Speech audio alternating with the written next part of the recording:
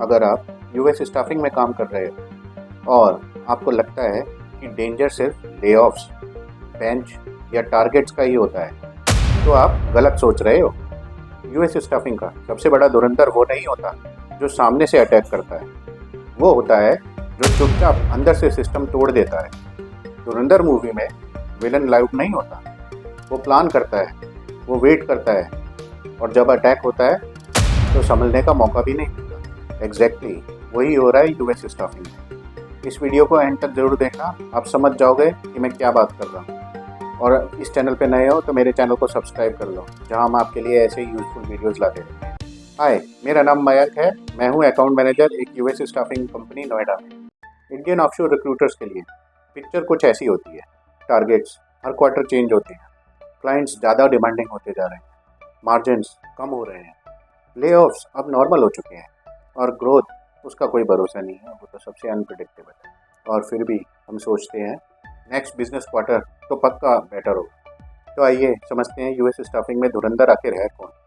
Number 1, fake stability का illusion. US staffing का सबसे बड़ा धोखा फेक स्टेबिलिटी है। ऐसा मैं क्यों कह रहा हूँ? क्योंकि ऑफर लेटर मिल जाता है, सैलरी अच्छी होती है, क्लाइंट के नाम बड़े होते हैं, फॉर्चून 500 या फॉर्चून 1000 कंपनी, पर सिस्टम वीक होता है। एक क्लाइंट गया, एक एमएसपी बदला, एक वीएमएस बंद हुआ, और पूरा बिजनेस मॉडल कोलैप्स हो गया।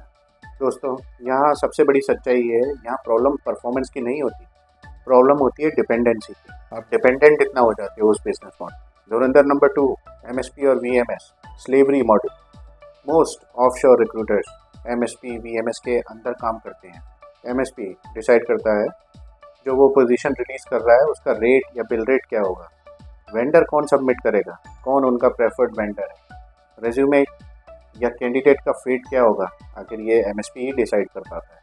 और वो कैसे? क्योंकि वो रिव्यू करता है, रेज्यूमे शॉर्टलिस्ट करता है और हायरिंग मैनेजर को रेकमेंड करता है। एक रिक्रूटर 50 रेज्यूमे सबमिट करता है, रेस्पॉन्स 0।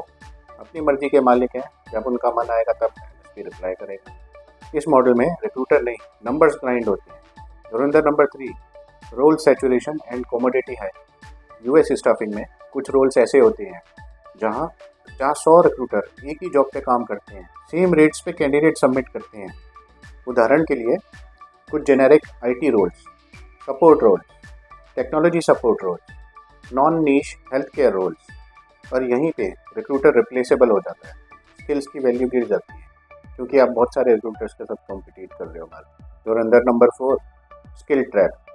5 साल, आपके वैल्यूबल 5 साल यूएस स्टाफिंग को देने के बाद भी लोग एक चीज़ बोलते हैं, I am a US recruiter. पर जब मार्केट गिर जाता है या स्लो डाउन हो जाता है, यह स्किल पोर्टेबल या ट्रांजिशनेबल नहीं होता। एटीएस वही, बूलियन सर्च वही, पर इंडियन मार्केट अलग है। इसलिए जब ले ऑफ होता है तो सीवी या रेज्यूमे स्ट्रॉन्ग नहीं होता, सिर्फ एक्सपीरियंस लंबा होता है। धुरंधर नंबर 5, नो प्लान बी थिंकिंग। सबसे डेंजरस धुरंधर ये है कि प्लान बी के बारे में सोचना भी मना है।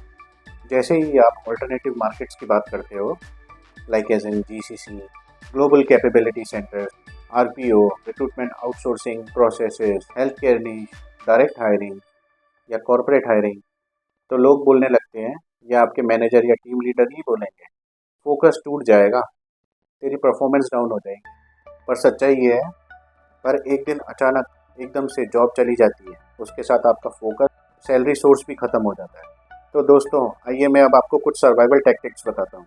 स्टेप नंबर 1, अपना थिंकिंग सिस्टम शिफ्ट करो। स्मार्ट रिक्रूटर्स रोल्स नहीं, मार्केट समझते हैं। उदाहरण के लिए, यूएस स्टाफिंग सिर्फ आईटी रोल्स के लिए नहीं होती, या फिर जीसीसी सिर्फ ब्लू और वाइट कॉलर रोल्स के लिए नहीं होता, या फिर हेल्थ केयर में सिर्फ हम नर्स नहीं ढूंढते। Step number 2, dual skill strategy setup करो। आज का रिक्रूटर सिंगल मार्केट पे डिपेंडेंट नहीं रह सकता।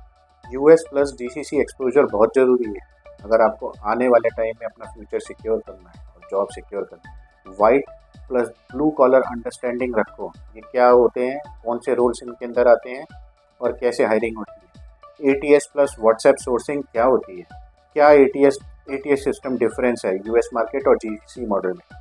क्लाइंट प्लस कैंडिडेट पर्सपेक्टिव, ये भी समझना बहुत ज़रूरी है। Step number 3, invisible skill building करो।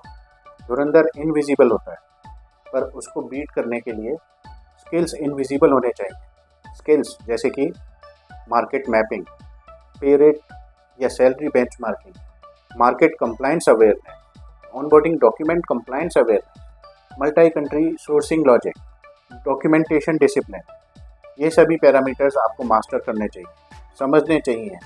Step 4, insurance career mindset. Job secure नहीं होती, लेकिन स्किल सिक्योर होते हैं दोस्तों। जॉब तो आती जाती रहती है, पर स्किल जो आपने एक ऐसी चीज़ सीखी है वो आपसे कोई कभी नहीं छीन सकता। तो अपनी स्किल मास्टरी करो।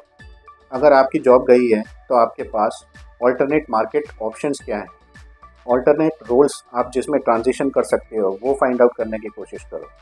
Alternate system, alternate salary logic समझो।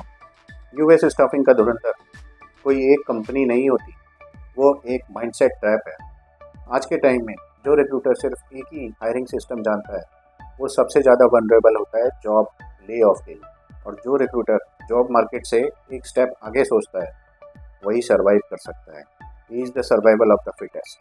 तो अगर आप चाहते हो यूएस स्टाफिंग रियलिटीज़ और डीप समझना, जीसीसी में यूएस स्टाफिंग से ट्रांजिशन कैसे करें पूरा रोड मैप समझना, स्किल बेस्ड करियर ग्रोथ क्या होती है, तो कमेंट करो धुरंधर सीरीज़, और मैं आपको समझाऊंगा नेक्स्ट वीडियो में कि आप कैसे अपना करियर ट्रांजिशन कर सकते हैं। अगर आपको ये वीडियो पसंद आई है एक लाइक ज़रूर करें। मेरे चैनल इंडियन फार्मा रिक्रूटर को सब्सक्राइब कर लें, जहां हम आपके लिए ऐसे यूजफुल वीडियोस लाते रहते हैं। मिलते हैं अगले हफ्ते फिर ऐसी किसी वीडियो में, तब तक के लिए जय हिंद।